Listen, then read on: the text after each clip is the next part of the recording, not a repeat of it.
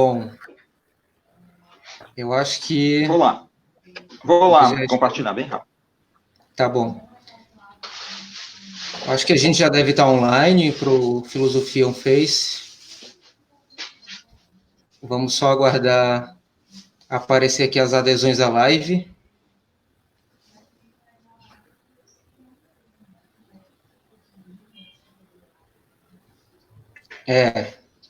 Já estamos ao vivo, então.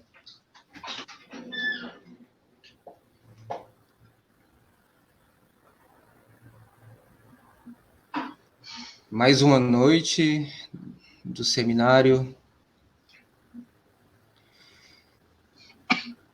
Bom, boa noite a todas, todos e todes que estão mais uma vez chegando em nossa live do primeiro seminário Filosofia do Fim do Mundo, aqui através do Filosofia on Face. Hoje nós vamos para o nosso terceiro dia de conferências. Desta vez, nesta noite, a mesa com os debatedores será sobre o tema a crise capitalista, a crise e a catástrofe capitalista contemporânea. E para fazermos o debate, hoje nós vamos estar com essas duas pessoas das quais eu admiro bastante, meus dois professores.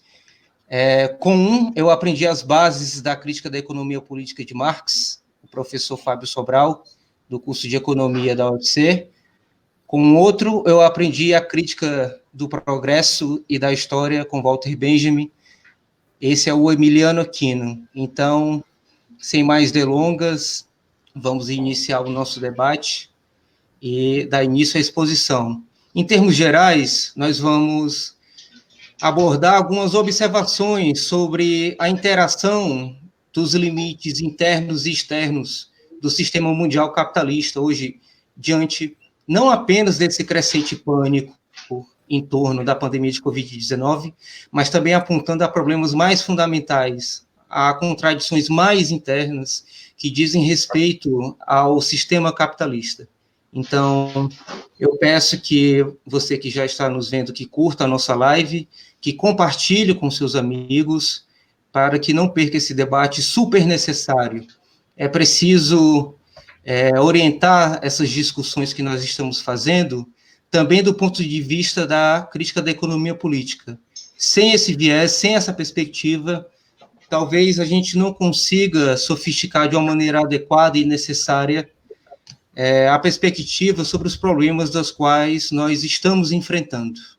Então, eu passo a palavra para os debatedores se apresentarem, e é isso. Professor Fábio Sobral e Emiliano Aquino, a conversa é toda de vocês.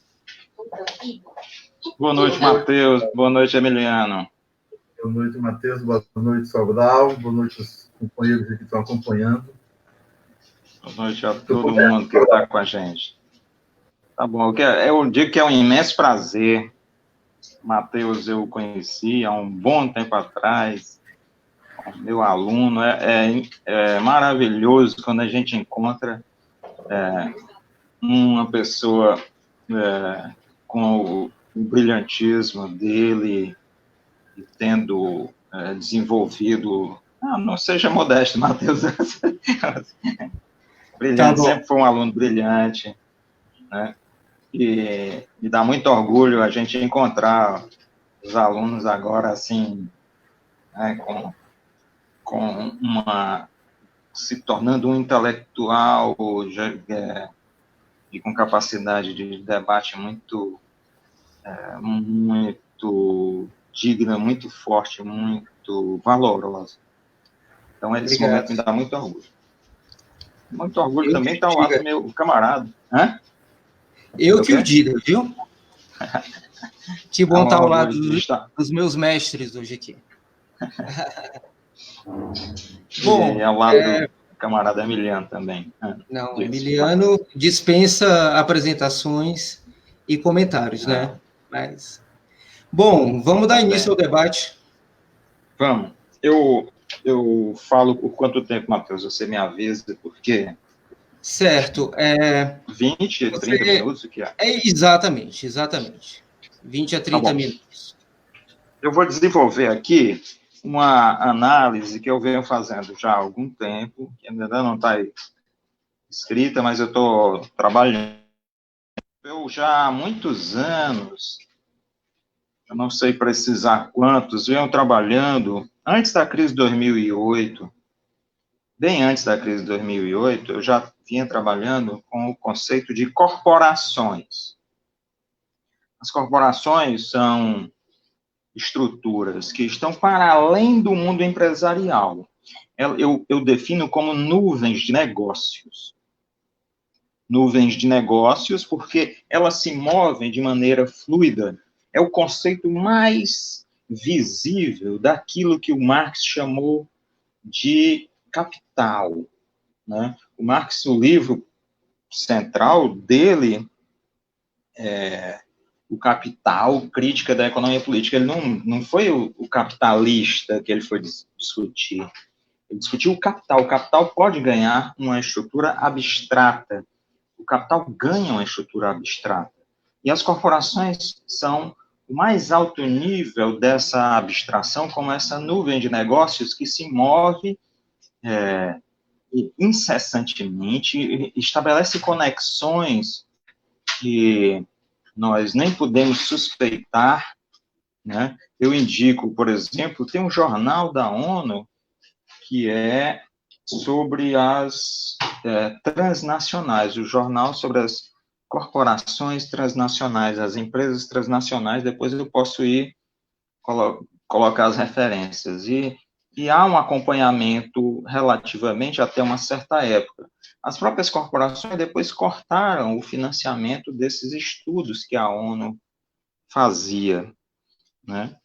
Então, as corporações têm essa estrutura. O mais recente estudo sobre as conexões das corporações foi encomendado pelo banco suíço UBS, União de Bancos Suíços. Eles contrataram 3 professores para dirigir essa avaliação. Foi dirigido o estudo pela professora Stefania Vitali, pelo professor James Gladfelder e pelo professor Stefano Battiston. Esses 3 fizeram um estudo chamado a Rede de Controle Corporativo Global e mostraram, através de gráficos e através de dados, que 80% da economia mundial é controlado direto ou indiretamente por essas corporações. Se nós pegarmos as 147 maiores, elas dominam cerca de 40% do mercado mundial. Então, é um mercado extremamente centralizado, onde você não sabe quando começa uma corporação e onde ela acaba. Elas se enroscam numa teia corporativa muito impressionante, muito impressionante. Bem, essas corporações não são um elemento novo. O capitalismo, inclusive, surge como corporações, né? Na Idade Média, você tinha as corporações que eram de ofício, os artesãos. E essas corporações tinham uma característica muito central, elas detinham o controle do mercado nas cidades, né? Os artesãos acertavam entre si o quanto iam produzir, como seria a produção, qual seria o preço, qual a quantidade. Isso é discutido, inclusive, por Tomás de Aquino, no livro 6 da sua Suma Teológica, o conceito de preço justo, né? Então, era definido um preço a rigor entre as corporações. Com o tempo, e o capitalismo vai se formando. Nesse período, a Idade Média vai sendo superada, principalmente a partir das cidades, né? E começam a surgir modificações profundas no campo, e governantes, reis e rainhas, começam com o tempo, através de uma coisa que se chama despotismo esclarecido, buscar um desenvolvimento, uma superação, surge a ideia de superação do atraso. A economia se torna o elemento, e a produção capitalista se torna um elemento estratégico, geoestratégico fundamental. Isso é percebido principalmente na França, com o Colbert, o colbertismo, que era um dirigente que buscava industrializar a França, tornar a França avançada, superar o seu atraso produtivo. Mas antes, até o próprio cardeal Richelieu e um outro cardeal, que eu não lembro o nome, implementaram políticas de avanço econômico, de superação do atraso, né? E uma das formas adotadas pegou o mecanismo corporativo da Idade Média. Já não eram pequenos artesãos. O conceito de corporação é adotado com a ideia de controle do mercado em uma certa cidade. Você controla o mercado naquela cidade, o mercado é seu, você recebe uma carta régia, uma carta real, uma carta patente para assumir o controle daquela área e pode cobrar o preço que quiser e você entrega uma parte dos rendimentos ao rei ou aos nobres, a uma escala de nobres até chegar ao rei. Bem, isso faz surgir as corporações e a ideia de controle de mercado, de preços extremamente elevados, né? Mas, ao mesmo tempo, na medida em que as pessoas vão sendo expulsas do campo, ou até fugindo do campo, começam a surgir as produções clandestinas. E começa uma luta entre pequenos burgueses e grandes burgueses. E surgem revoluções que lutam contra esse controle corporativo. Eu marcaria 3 revoluções, uma no século XVII, que foi a Revolução Inglesa, né, em várias fases. Um historiador inglês, Christopher Hill, chega a chamar de o século das revoluções, né? E esse conflito levou a uma vitória temporária da pequena burguesia, depois a grande burguesia consegue derrotar a pequena burguesia e restabelece um controle real. O rei tinha sido decapitado e depois eles conseguem restabelecer isso, a realeza. Conseguem estabelecer um acordo temporário, um acordo em que os pequenos negócios existem internamente na Inglaterra, mas o mercado exterior continua a ser dominado pelas corporações. As colônias britânicas passaram a ser dominadas por corporações. A mais famosa delas é a das Índias, a Companhia das Índias, né? Há uma série de relatos sobre isso, né?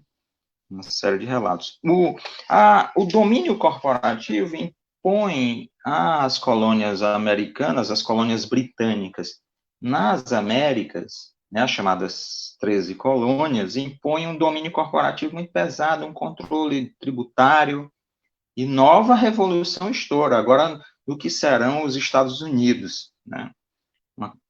Uma derrota grande que as corporações recebem ali. Posteriormente, na França, ocorre o mesmo, com a Revolução Francesa. E aí você observa, ao longo do século XIX, uma série de revoluções em que isso não tinha ficado resolvido. Nos Estados Unidos, isso vai até 1890. 1890, o conflito entre as comunidades e as corporações. Em 1890 surge o chamado Partido Populista Americano, né? O Partido Populista Americano exigia o controle dos bancos, o controle sobre o preço que as ferrovias cobravam. As ferrovias cobravam dos agricultores preços exorbitantes para transportar suas cargas. Os agricultores viviam com a corda no pescoço das dívidas junto aos bancos e às ferrovias. Surge um conflito enorme, surge uma candidatura, esqueci agora o nome dele, uma candidatura à presidência que foi derrotada, mas que uniu contra ela, de um lado, os Rockefeller e de outro, os Mellon, os detentores do setor financeiro, os Morgan, John Pierpont Morgan, né? Então, há um conflito, isso vai estourar na Suprema Corte Americana, e a Suprema Corte Americana dá ganho de causa às corporações, né? Então, as corporações são a força, né? Eu chego a dizer que o período de concorrência, o período concorrencial no capitalismo é um intervalo entre dois domínios corporativos. O domínio do princípio do capitalismo que se estende e que começa a avançar a partir de 1890. Né? Isso tem alguns, por exemplo, eu recomendo um documentário chamado A Teia de Aranha, o Segundo Império Britânico, que está em inglês, mas tem legenda em português muito boa. Um documentário que está no YouTube, sobre o mercado financeiro britânico, a City londrina. Bem, isso se desenvolve e vem as guerras mundiais estão absolutamente determinadas pelas corporações, né? Há autores que discutem isso, a presença das corporações na formação dos movimentos fascistas, nazistas, né? Principalmente Eric Vuillard, né? Com um livro chamado A Ordem do Dia, que tem em português. Bem, as corporações, então, elas dominam o mercado financeiro e o processo produtivo através de empresas transnacionais, mas elas recebem um grande estímulo a partir de 1971.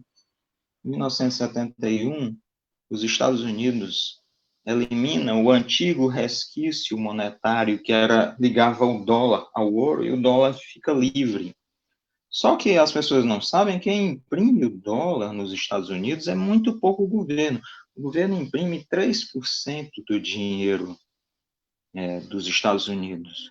O resto é impresso pelo Banco Central Americano, que é uma instituição privada. Apesar de ter uma estrutura que parece pública, ela foi feita em 1913 para ser privada. Né? Ela é controlada pelos bancos. Então, os bancos ficaram com o poder de imprimir dinheiro que era aceito pelo mundo todo. Né? Um poder imenso de impressão de dinheiro.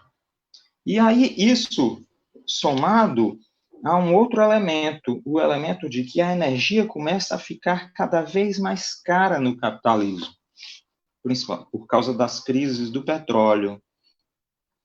Então, você tem, ao mesmo tempo, os bancos ficam com um potencial imenso de compra praticamente infinito, porque podem imprimir dinheiro, e, do outro lado, os setores industriais, agrícolas, agropecuários, minerais, ficam limitados, o processo produtivo fica limitado porque a matriz energética do mundo é essencialmente de combustíveis fósseis, que estão em franca escalada de preços.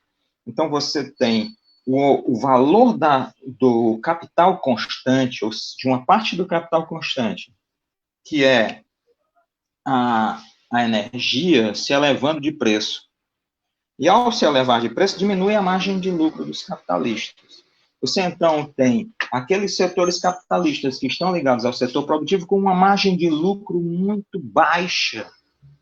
E, ao mesmo tempo, um enorme ganho do setor financeiro. Os capitalistas, então, ocorre em 74 uma articulação a partir do secretário de Estado americano Henry Kissinger, 74 ou 72, em que os Estados Unidos e a China assinam acordos de aproximação, começa a transferência industrial para a China, há uma compensação, o preço da energia sobe, mas aí você faz reduzir o valor da força de trabalho, o valor dos salários, porque você transfere a produção para a China, né? Isso provoca uma mudança do processo produtivo industrial para essa parte do mundo. Né? Os setores de elaboração de patentes ficam nos Estados Unidos, na Europa, no Canadá, no Japão, mas parte grande da produção industrial mais pesada começa a se deslocar para a China. Surgem também as leis de patentes. Há uma escola de economia chamada institucionalista, que passa a trabalhar essa ideia das patentes, o direito de patente, o direito de propriedade. E isso vai repondo-se de um lado do setor financeiro, já estão repostas as corporações do início do capitalismo, no setor de patentes, começa a ser reposta o domínio de royalties. O nome, inclusive, são royalties, quer dizer, direitos reais, direitos de patente, de franquia, de imagem, né? Como no caso dos remédios, em que a descoberta de um determinado medicamento dá ao laboratório 20 anos para explorar esse 20 anos de exclusividade em um certo remédio. Então, você tem reposta a estrutura de um capitalismo corporativo. O capitalismo corporativo, já no passado, significava um processo de intenso empobrecimento das massas populares, intenso processo de empobrecimento do povo, um intenso processo de crise, porque os preços, a produção é voltada muito mais para a elevação dos preços, né? Uma elevação de preços de produtos de luxo, certo? Então, você tem companhias como a Apple, que desenvolvem tablets, celulares, computadores caríssimos, né? Alguns valem mais do que carros, né? Então, isso faz com que os ganhos de royalties sejam uma fonte central de transferência de riqueza do conjunto do mundo para esses setores financeiros e para certos grupos corporativos, né? Ao mesmo tempo, a China promove a absorção da tecnologia, ela não fez como os países aqui, como o Brasil, Argentina e outros, que trouxeram empresas, ou México, que trouxeram empresas e não se apropriaram do conhecimento tecnológico. Se instalaram simplesmente plantas industriais e não capacidade de conhecimento e incorporação da matriz tecnológica. A China fez o contrário. Ela incorporou a matriz tecnológica, ela assinou acordos que permitiram a ela uma matriz tecnológica própria que passou a se desenvolver paralelamente.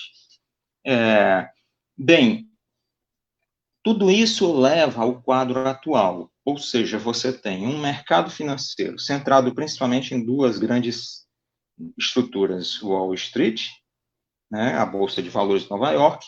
Lá também tem a Bolsa de Alta Tecnologia, a Bolsa Nasdaq, mas principalmente a Bolsa de Valores de Nova York, e a City Londrina, a correspondente à Wall Street em Londres.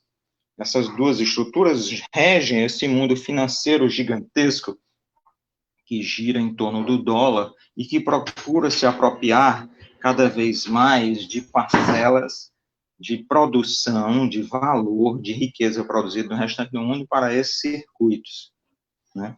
É uma estrutura que controla os estados são absolutamente controlados, os estados nacionais são controlados por esse setor financeiro e isso dirige, né? O Banco Central Europeu é uma expressão disso, né? O Banco da Reserva Federal nos Estados Unidos, né? O Fed, né? São partes dessa estrutura.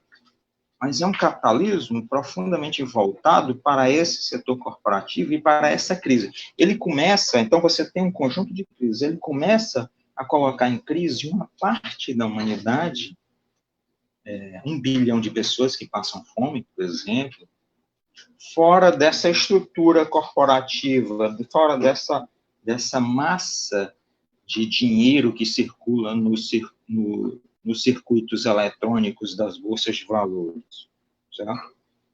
Esse é um primeiro aspecto da crise. Uma estrutura corporativa como essa, ela precisa, como lá nos regimes autocráticos, lá nos regimes autocráticos, ela precisa de estruturas agressivas, autoritárias, autocráticas, né? Despotismo, o capitalismo é despótico, o controle do Estado é despótico contra as massas, né? Certo? Contra o conjunto da população, para que ele possa extrair cada vez mais. Obrigado.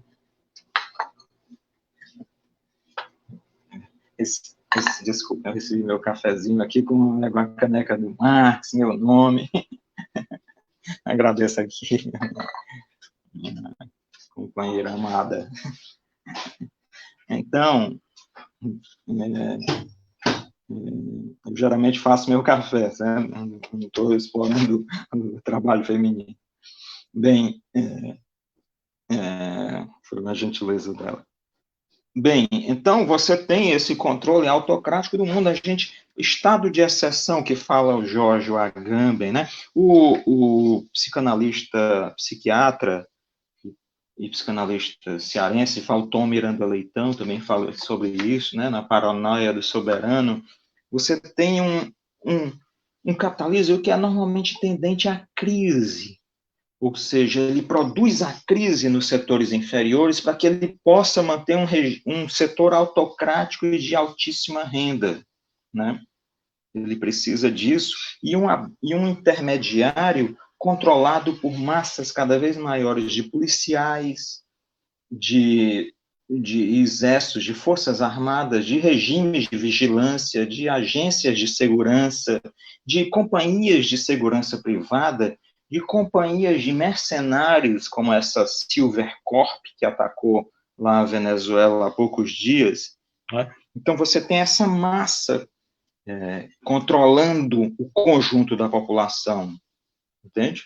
No lado da China, você tem um outro sistema financeiro que começa a se desenvolver, principalmente em torno das 4 grandes bolsas de valores chinesas, a bolsa de Hong Kong, a bolsa de Xangai, a de Shenzhen, e uma quarta, que eu sempre esqueço o nome.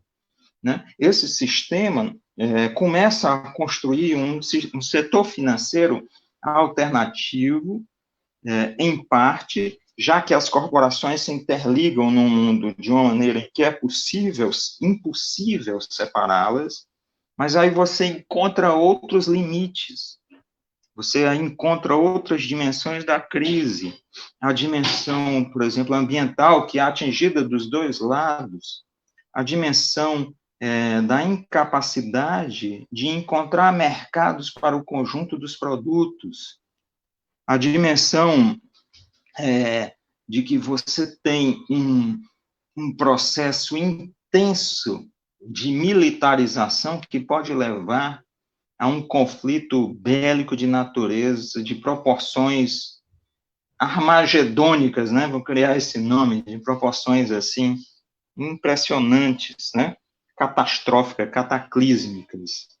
Então, você tem esses dois polos do capitalismo em luta, na medida em que outras conexões financeiras vão sendo formadas de luta entre as corporações, sabe? As corporações se debateram ao longo do século XX todo em lutas, né? Na Primeira Guerra Mundial, na Segunda Guerra Mundial, né? Então, você tem tem a Guerra Mundial número 0, esqueci agora o ano em que ela foi, já foi no século XIX, né? Então, você tem uma enorme estrutura desse capitalismo corporativo concentradora de renda, recursos financeiros, de riqueza, de produção, uma enorme elevação dos gastos militares, a produção de uma estrutura bélica que é ameaçadora para a existência da vida no planeta Terra, não só da vida humana, mas da vida de modo geral. Você tem um desgaste ambiental muito profundo, né? Um desgaste, um perigo de uma catástrofe ambiental cada vez mais próxima. A catástrofe está em processo, né? Ela não vai chegar em um certo momento, ela está em processo, principalmente a catástrofe climática, né? Mas não só a do lixo, a do plástico, uma série de outras catástrofes financeiras que se aproximam, que são, hoje, os mercados financeiros são como zumbis que são alimentados por dinheiro produzido intensamente e jogado nesses mercados financeiros, senão as empresas vão à falência, e uma crise da própria liberdade humana, né, da capacidade dos seres humanos de serem livres, porque nós temos mecanismos de controle cada vez mais aperfeiçoados, mecanismos de direção das nossas vidas, mecanismos de vigilância, né? Mecanismos de indução por meio da propaganda, esses instrumentos propagandísticos, a chamada economia comportamental, que eu vejo alguns colegas meio empolgados com isso, na verdade, é o controle de mais ou menos 600 variáveis da nossa personalidade, eles sabem o que nós somos melhor do que nós e nos induzem ao consumo independente das nossas necessidades. Então, você tem o capitalismo não é uma crise. A gente tende a avaliar, a minha conclusão da minha fala é essa, o capitalismo não é uma crise, certo? Aí eu já havia falado, o capitalismo é a crise também, mas eu acho que o capitalismo é um conjunto de crises, um conjunto de elementos em que ele é a produção e a manutenção do capital e do sistema corporativo, e ele vai produzindo crises de todo tipo, crise da fome, crise do esgotamento dos solos, crise da destruição dos mananciais de água, sejam subterrâneos ou na superfície, crise da destruição climática, crise da psique, da psicologia humana, na medida em que nós vivemos o aprofundamento da solidão, do individualismo, da incapacidade de ter uma vida comunitária que é fundamental para os seres humanos, a crise do consumo, porque ele produz mais do que o que a gente pode consumir, uma crise financeira, porque é preciso manter as taxas de lucro, ainda que pela impressão de dinheiro. Então, o capitalismo é o conjunto dessas crises e a luta dessas corporações, umas contra as outras, pela tentativa de dominar mais. E aí eu estudo muito as revoluções inglesas do século XVII, né? Do século XVII, e a francesa também, a americana mesmo, mas principalmente através do Christopher Hill, a obra de um grande poeta inglês, John Milton, né, refletindo um livro que o Christopher Hill escreve sobre a experiência da derrota, como naquela época já partes, inclusive da pequena burguesia, foram para a ideia de nivelamento, os levelers, os niveladores, ou os diggers, os cavadores, aqueles que queriam a redistribuição da terra. Então, nós temos muito a aprender com esse período corporativo anterior, como as populações lutaram, deram sangue, como foi uma batalha trágica no sentido grego de vida e morte, e como essas populações, como o povo foi derrotado. Nós temos muito a aprender, porque nós enfrentamos situação semelhante. É isso. Bom, obrigado, professor Sobral. Antes da gente introduzir o professor Emiliano na discussão, você deixou bem claro que justamente o capitalismo não é uma crise, mas certamente é um sistema produtor de crises, nesse sentido, não é? Então, antes da apreciação do Emiliano, eu queria jogar uma questão para ser respondida posteriormente, que há uma atual crise, que é um surto imenso de desvalorização, que vai acarretar justamente uma quebra do conjunto da economia, né, em que as crescentes montanhas de dívida hoje do capital, elas não poderão ser honradas futuramente, não só por uma insuficiência do próprio sistema, mas também porque a própria natureza não permitirá honrar esse compromisso, superar essa recessão. Então, há aí, de fato, um choque econômico que pode despertar, mais uma vez, uma crise financeira global, talvez sem precedentes, muito maior do que a crise de 2008. Então, é sobre esses rombos, do ponto de vista da economia, em que hoje a gente vê, com a pandemia de coronavírus, que se tentam mitigar com trilhões e trilhões. Você vê, por exemplo, as quantias, os montantes que são liberados pelo Fed, pelo BCE. Donald Trump liberou 3 trilhões para tentar salvar a economia americana. Então, tudo isso tem vista em tentar reparar ou salvar essa sucata financeira global, desse sistema inchado financeiro global, né? Eu penso que esse problema, junto com outras contradições, com outras crises, vai resultar também em uma desvalorização e provavelmente em um crash irreversível.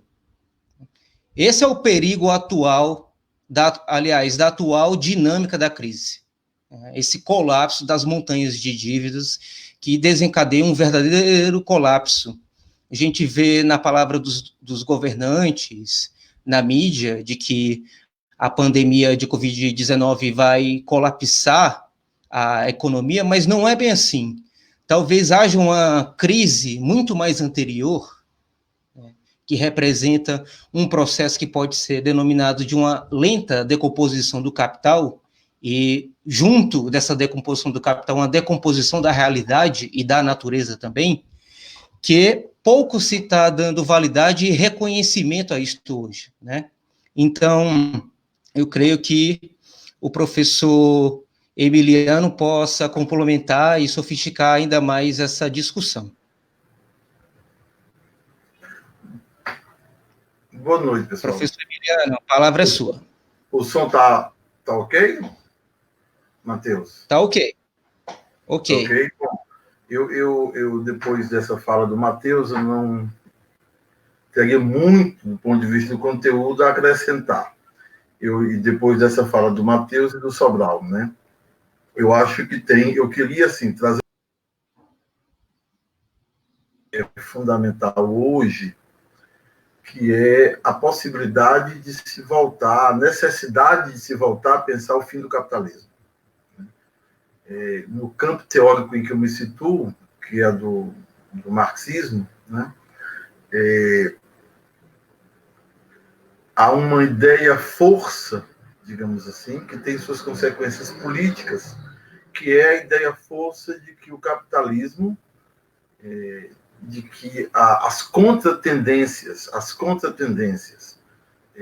imanentes ao capitalismo têm a mesma força sempre das tendências à crise. Eu acho que, então, uma primeira questão assim, mais geral é essa, né? A possibilidade da gente talvez sair de uma reflexão mais abstrata, mais geral, e tentar pensar um pouco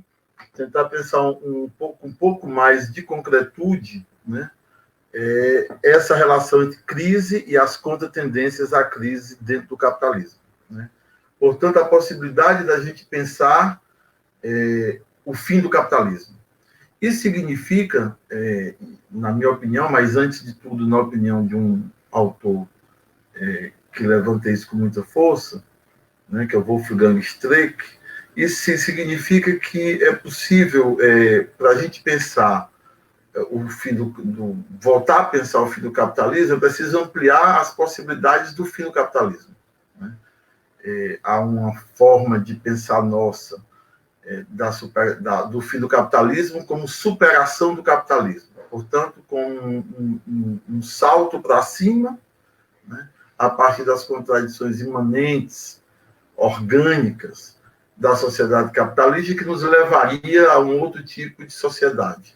E isso estaria, naturalmente, na dependência de uma revolução social, né, que é a Revolução Proletária. Bom, é possível, no entanto, é necessário, no entanto, a gente pensar que há uma outra forma do fim do capitalismo, que é exatamente aquela forma na qual a crise capitalista compromete, digamos assim, as próprias conquistas civilizatórias que ele agenciou, né? Portanto, e é por isso que eu vou querer falar um pouco, conversar um pouco, advogar um pouco, assim, apresentar alguns argumentos sobre a possibilidade da gente pensar o fim do capitalismo, portanto, como uma decomposição das relações sociais. Então, assim, as duas questões que eu queria articular seria essa. Uma primeira questão da gente pensar que nem sempre, a possibilidade de a gente pensar que nem sempre haja tendências contratantes à crise do capitalismo. Segundo, a possibilidade de a gente pensar que a crise do capitalismo pode se conduzir a um fim do capitalismo que não necessariamente é no modelo clássico do movimento socialista, que é o da superação no sentido de uma substituição do capitalismo por uma forma superior. E, naturalmente, aí, com tudo que isso implica de uma concepção da história como progresso. Né? Eu acho, hoje, todos nós já sabemos que há imagens, digamos assim, de um fim do mundo. Há imagens de um fim do mundo que é o fim de um mundo historicamente, socialmente determinado, que é a civilização moderna, tal como a gente conheceu e conhece, né, como obra do capital. Portanto, toda uma tarefa civilizatória do capital que, pouco a pouco, se transformou em uma potência anticivilizatória. Né?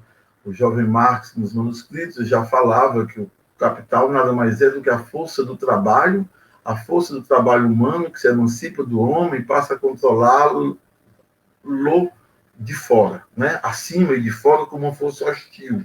Né? Essa intuição fundamental, que vai ficar muito mais desenvolvida quando ele adere quando ele desenvolve uma teoria crítica do valor, né, particularmente no capital, com a teoria da mais-valia, a teoria da reprodução do capital através da circulação do capital e das contradições que aí se abrem, né? Essa intuição fundamental pode ser pensada, portanto, essa intuição de que o capital, a força do capital é uma força, é a própria potência do trabalho humano, que se emancipa do trabalho humano, né? Como uma força que lhe é exterior, que lhe é superior, que lhe é independente, que lhe é hostil. Essas 4 características fundamentais. Ela nos permite pensar, digamos assim, como com o passar do tempo, as forças produtivas, que cumprem um papel, diz o próprio Marx, civilizatório, se transformam em forças destrutivas. Né? Hoje, o limite, digamos assim, que se apresenta, o elemento de crise que se apresenta no confronto da lógica do capital com a lógica da reprodução espontânea da natureza, por exemplo, né? Nós temos aqui nós podemos pensar que é o confronto de 2 formas de reprodução. Uma reprodução natural, uma reprodução da natureza, portanto, uma reprodução das condições materiais naturais de existência da vida social, né? Que, portanto, tem o seu tempo próprio, que, portanto, põe limites, ou necessita de limites para a ação do homem sobre ela, né? E uma lógica da reprodução do capital que não reconhece a lógica própria da natureza, né? E, portanto, se apresenta aí um elemento de confronto, digamos assim, entre 2 lógicas, a natural e a do capital. Né?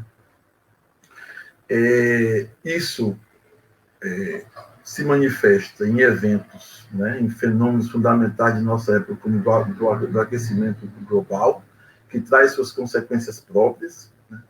Isso se manifesta no desmatamento, que é uma das coisas que fortalece, né, fortalece o aquecimento global, o desmatamento das florestas e assim por diante, né? A utilizar o sucateamento da terra, né, para tirar de lá os combustíveis fósseis, para tirar de lá os minérios, etc. Né? O empobrecimento da biodiversidade, seja animal, seja vegetal, com a monocultura agrícola e a monocultura da pecuária. Né? Quer dizer, nós encontramos aí, digamos, do ponto de vista do confronto entre uma lógica da natureza, da reprodução espontânea da natureza, tá certo? e uma lógica da reprodução do capital. Tem um conceito de trabalho, né, que aparece, que é fundamental em Aristóteles, aparece em Hegel, né, em Marx e em Benjamin, que é o conceito do trabalho como aquela atividade humana que acorda ou que desenvolve as potências que dormitam na natureza. Essa é uma concepção de trabalho, portanto, que tem a ver com transformação da natureza a partir das potências constitutivas da natureza e que, de algum modo, apontam, para utilizar a expressão do Aristóteles, para a sua atualização. Esta forma de perceber, esta forma de conceber uma possibilidade do trabalho humano como a realização das potências naturais, como a atualização das potências da natureza, é uma concepção que se bate com outra, né, que o próprio Benjamin chamou de exploração da natureza, que eu compreendo como significando o uso da natureza, ou a submissão da natureza à lógica da reprodução do capital, que submete a natureza, portanto, o que usa, o que se relaciona com a natureza, não na perspectiva de atualização das suas potências, mas justamente submetendo-a como objeto de trabalho, digamos assim, a uma lógica da reprodução do capital, né? Portanto, uma concepção do trabalho sobre a natureza, que de algum modo se reconcilia com ela, né, como atualização das potências naturais e uma lógica da submissão da natureza à reprodução do capital. Esse, digamos assim, é um elemento que me parece a gente tem cada vez mais consciência dela, né? A atual pandemia, né, da Covid-19, na medida em que, como os estudiosos, os cientistas estão dizendo, tem a ver com certa forma de relação com a natureza, que uma forma agressiva de relação com a natureza que liberou vírus, né? E, portanto, através dos animais chegou até nós, né? É uma demonstração bastante eloquente, digamos assim, de uma forma uma forma de contradição do capital. Então, a primeira coisa que eu preciso dizer isso, quer dizer, isso manifesta uma contradição do capital, uma contradição que é interna ao capital. Eu não concordo que seja uma barreira externa ao capital, é uma contradição interna ao capital, na medida em que a natureza reduzida à matéria-prima, a natureza reduzida à força produtiva do capital, compõe a fórmula do capital, né? Como capital constante. Assim como o capital variável, que é a força de trabalho, né? Ela é contraditória com a lógica da reprodução do capital, né? Vamos já nos referir a isso. A natureza, como componente do capital constante, também é uma contradição interna à lógica do capital, na medida em que a lógica da reprodução do capital não se concilia com a reprodução espontânea desse mesmo objeto, a natureza. Portanto, é uma contradição interna à fórmula do capital total, né? Que diz o Marx em algum momento, lá no terceiro livro do Capital, que é o capital constante, mas o capital variável vai dar mais-valia, né?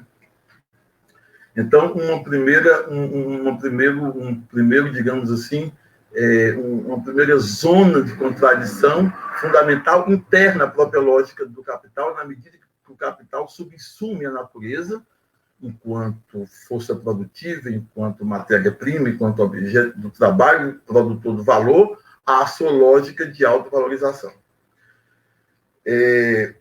Mas há também, do ponto de vista das relações de produção, digamos assim, portanto, não das relações do homem com a natureza, mas das relações dos homens entre si, que é o que constitui propriamente o capital. Na verdade, a relação do homem com a natureza, determinada pela forma histórica ou forma social da relação dos homens entre si, né,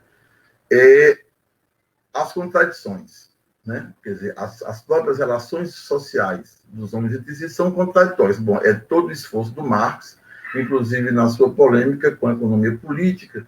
Eu acho que ele não estaria simplificando a coisa se dissesse que tem do ponto de vista da compreensão da sociedade capitalista, uma divergência fundamental entre Marx e seus mestres da economia política, Smith e Ricardo, mais Smith do que Ricardo, bom, mas, de qualquer maneira, a economia política como um todo compreendia que a economia capitalista tende ao equilíbrio, tende à harmonia, que a crise é sempre um ruído, digamos assim, no funcionamento das leis imanentes do mercado. Todo o esforço de Marx é apresentar no Capital, numa exposição que vai das formas de existência do capitalismo as menos determinadas, as mais simples, né? Desde as relações, desde o que constitui a mercadoria, a troca de mercadoria, o surgimento do dinheiro, etc., até chegar ao capital total, né? É o esforço para apresentar as contradições imanentes da sociabilidade capitalista. De modo que, independente dos ruídos, independente das determinações históricas, que ele conhecia muito bem, da guerra, da intervenção do Estado, do governo, etc., na economia, independente disso, se a economia fosse como um estado puro, né, assim, como se diz na física, em condições normais de temperatura, de pressão, etc., né, como numa apresentação pura, digamos assim, a economia deixada por ela mesma, a economia capitalista, ela se conduz à crise. Por quê? Porque toda determinação constitutiva da economia capitalista, o que quer dizer toda forma de relação social, todo momento, todo aspecto das relações sociais dos homens entre si, nessa forma de sociedade que busca a produção e reprodução do valor e a acumulação do capital, que é a acumulação de valor, todos os aspectos dessa forma de relação social são aspectos contraditórios. Portanto, o sistema capitalista não é um sistema que tende à harmonia, mas, ao contrário, um sistema que tende à crise.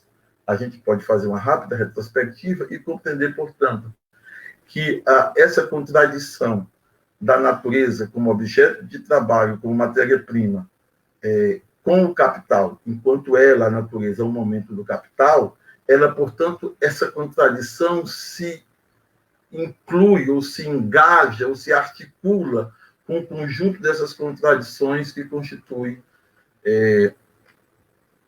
as relações sociais entre os homens, entre as classes, né? que relações são constitutivas da economia capitalista, da sociabilidade capitalista, do conjunto das relações de produção capitalistas. Bom, dito isso, compreendendo, portanto, o capitalismo, como diz Marx, como esse repleno de contradições, é isso que o Sobral dizia, me parece, no final da fala dele, né? Nós temos as contradições mais diversas, a contradição do consumo, a contradição com a natureza, a contradição com a guerra, a contradição, enfim. Compreendendo a economia capitalista como um repleno de contradições, né, é que a gente compreende, portanto, a gente pode compreender com Marx, portanto, a pluritendência dela, da economia capitalista, à crise, né? A atual crise capitalista, por exemplo, que a gente está vivendo, é verdade que já havia uma tendência de crise antes, né? A pandemia, ela passa a fazer parte, a constituir, digamos assim, a crise, e com uma determinação própria. Não é algo exterior à sociabilidade capitalista que a ataca, mas é uma possibilidade, digamos assim, dada pela própria substituição da natureza, a inclusão e substituição da natureza à lógica do capital. Bom, o que eu quero dizer, então, antes que eu me perca, é que, compreendendo o capitalismo como esse repleno de contradição, a gente pode... as determinações da crise, enfim, são múltiplas e coatuantes, né? E coatuantes. Me parece que tem... bom, o que eu estou querendo dizer, dito isso, agora o segundo passo é o seguinte, é dizer que não necessariamente a crise, a tendência à crise e a crise do capitalismo, tendo em vista a sua superação, funciona no modelo que foi o modelo que constituiu o movimento socialista durante o século XX inteiro. Qual era esse modelo? Era muito bem articulado e ele aparece com muita clareza, digamos assim, no debate há 120 anos atrás entre a Rosa Luxemburgo e o Bernstein. Qual é a concepção social-democrata que continua a ser a concepção da Terceira Internacional, do movimento comunista, da crise, em vista da sua superação? É fundamentalmente a seguinte, quer dizer, você tem um esforço de organização do movimento operário, de educação do proletariado, uma classe que cresce na medida em que crescem as relações de produção, processo de industrialização, etc. Portanto, o desenvolvimento das forças produtivas e a expansão das relações capitalistas de produção do trabalho assalariado colaboram nesse esforço de fortalecimento da classe operária, de organização da classe operária e de importância da classe operária na sociedade, tá certo? De modo que, quando a crise vem, e ela virá, né, há uma classe social que é organizada, pode, então, assumir o poder e redirecionar a forma social de trabalho, de produção, de relações de produção dos homens uns com os outros. Né? Portanto, toda a ideia de crise e de fim de capitalismo está articulado aí a ideia de que este fim se dá numa grande crise que possibilita a superação do capitalismo na medida, então, que o proletariado organizado estaria em condições de tomar o poder, se apropriar das forças produtivas e conduzir a sociedade a um estágio superior. Por isso que a gente fala, nessa perspectiva, de superação do capitalismo. É possível, no entanto, e é isso que eu estou querendo falar, com isso eu encerro, a gente pensar que há possibilidade de um fim do capitalismo que não seja sua superação. Isso eu não estou falando como previsão ou como tendência do futuro. Né? Eu queria apresentar uma tese mais geral e trazer em favor dessa tese geral dois fenômenos. A tese geral nos últimos 40 anos, essa tese não é minha, é uma tese exatamente do Streeck, nos últimos 40 anos nós temos uma crise permanente do capitalismo, certo? Que é uma crise que se apresenta como a crise do pacto político que sustentou o estado de bem-estar social no centro do capitalismo, ou seja, naqueles países que, no seu conjunto, naquela época, constituiu 80% da economia mundial, certo? A crise e quebra desse pacto político entre as classes, né? Tem suas injunções objetivas, não são apenas quebra de uma hegemonia política da burguesia, de uma determinada hegemonia. Não, são as contradições do capitalismo que levam à necessidade de mudança do padrão de acumulação, certo? E durante os 40 anos o que se tem é uma tentativa da burguesia de reagir behavioristicamente aos fenômenos da crise, aos sintomas de uma crise que se arrasta. Durante esses 40 anos, digamos assim, há um processo, já há em ação, em atuação, um processo de decomposição das relações sociais. Eu queria apresentar, não vai dar, o meu tempo já está acabando, eu quero apresentar duas imagens disso. Uma é a imagem, dois fenômenos, muito rapidamente. O fenômeno da guerra. As guerras foram concebidas no campo do marxismo, no início do século XX, como guerras que respondem ao confronto de interesses intercapitalistas, certo? Portanto, a guerra tem uma função econômica. Uma função econômica na perspectiva da Rosa, uma função econômica que tem a ver com a expansão das relações capitalistas, das relações de produção capitalista, de ampliação do mercado, tá certo? Ampliação do mercado, não só de consumo, mas ampliação do mercado de força de trabalho, né? E o do Lenin, a visão do Lenin sobre a guerra é que a guerra é fundamentalmente uma disputa entre corporações, entre monopólios, tendo em vista fundamentalmente três coisas.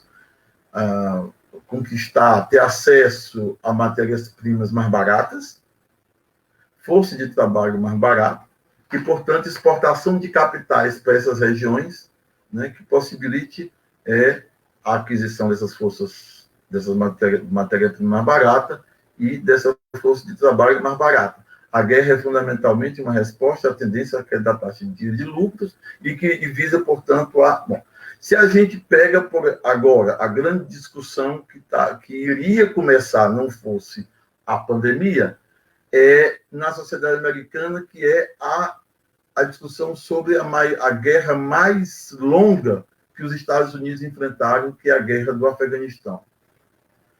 No dia 9 de dezembro do ano passado, portanto, semanas antes de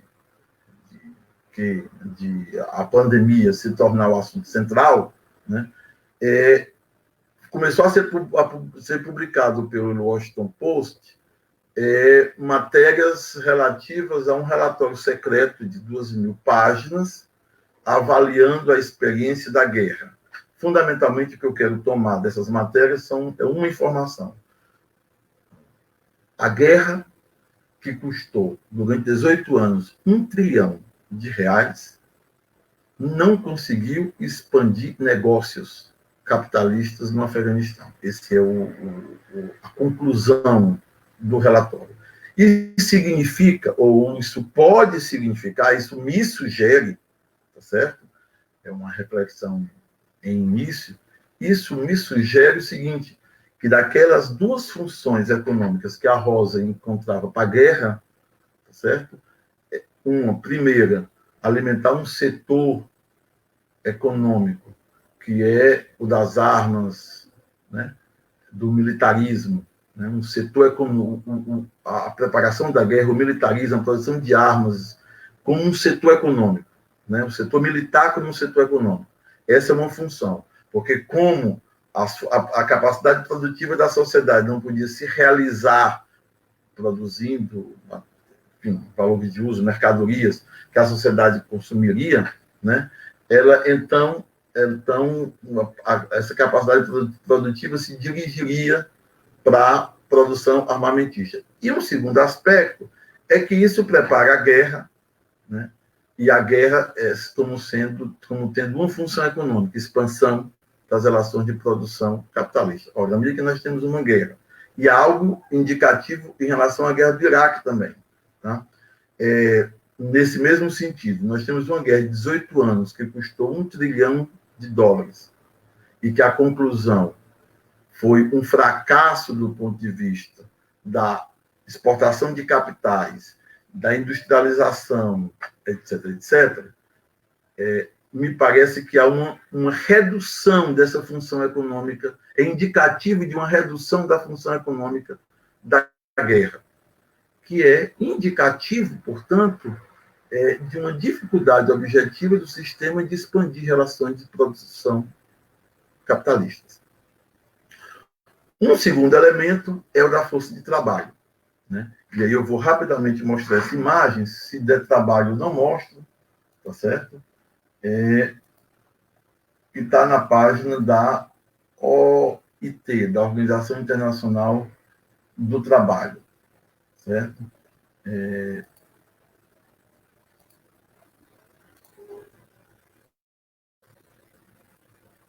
Que são dados do que acontece nos últimos 30 anos, quase 30 anos, de 91 a agora.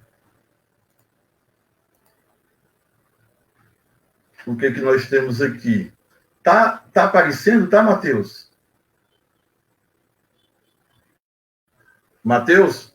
Sim, tá perfeito. Tá mostrando o gráfico. Tá. O que nós temos aqui? Em 91, a força de trabalho corresponde à força de trabalho disponível no mercado, juntando empregados e desempregados, correspondia a 65% das pessoas em idade e saúde para trabalhar. Em 91, portanto, somente 65,6% das pessoas que têm idade e saúde para trabalhar, disposição física e cerebral para trabalhar, 65%. Nós tínhamos, portanto, digamos assim, um exército, nós tínhamos, portanto, uma superpopulação relativa nesse mesmo período de 34%.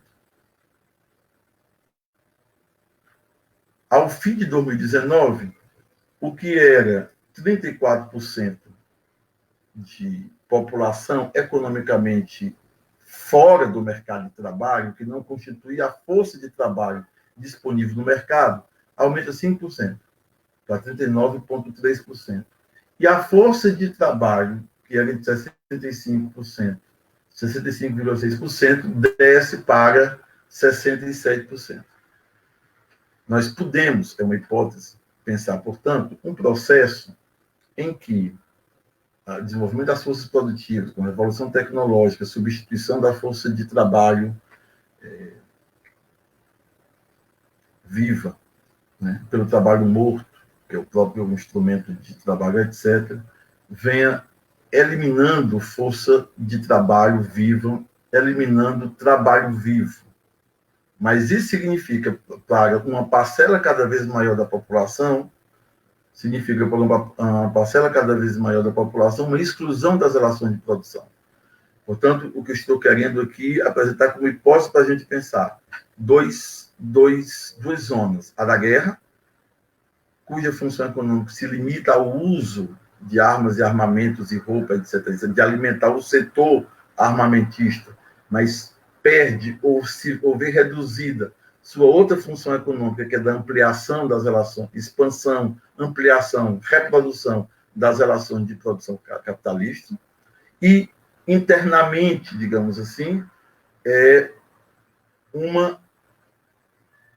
uma dificuldade de incluir força de trabalho nessas relações de produção produtora de valor, com a diminuição da força de trabalho de 65% da população hábil em idade e saúde para trabalhar, para um percentual de 60%, enquanto aumenta essa de 34,4% para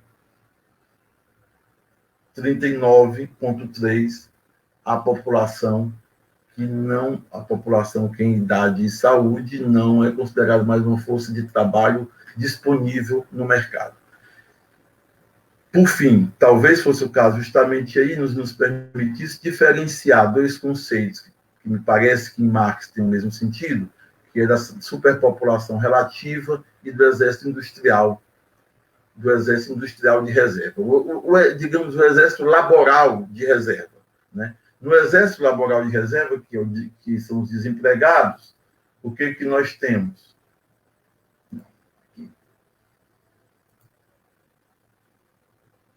Nós temos os desempregados compõem a força de trabalho como desempregado. A força de trabalho, portanto, se divide entre empregados e desempregados. O desempregado, portanto, comporia esse setor que, fora do emprego, retorna a ele, tá certo? Compõe, portanto, a força de trabalho. E a gente talvez devesse descolar dele esse conceito de superpopulação relativa, que é bem mais ampla do que os desempregados.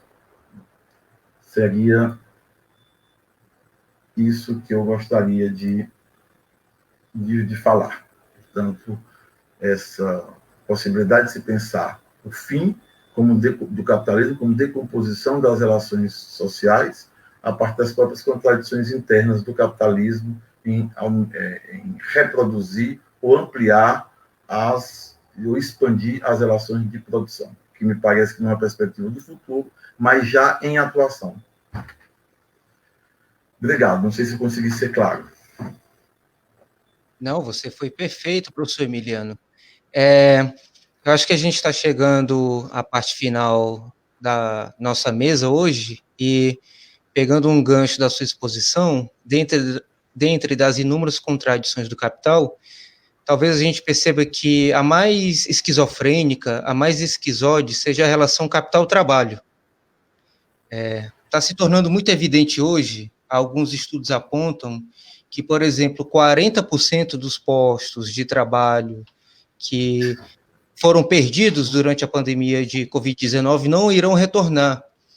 Talvez isso dê uma falsa crença de que o problema da eliminação do trabalho, da própria forma, sistema de produção do capital, seja um fator externo, como você colocou no início da sua fala, dado por causas naturais. Mas a questão é que isso já era um processo interno, né, de o capitalismo se autofagocitar no que lhe é essencial, que é a relação capital-trabalho, e que hoje a gente vê simplesmente uma externalização, nesse sentido, uma manifestação fenomênica desse processo que já lhe era interno, né? Então, era só isso. Se o professor Sobral também quiser complementar, as falas foram excelentes, e é isso.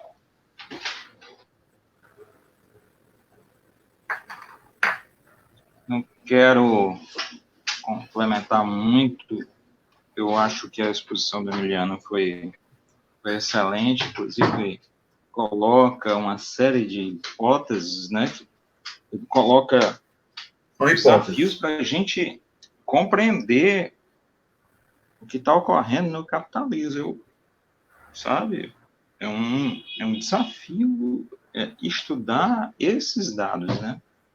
Então, eu queria encerrar com isso. Há algo se movendo sob os nossos pés e nós não estamos entendendo ainda muito.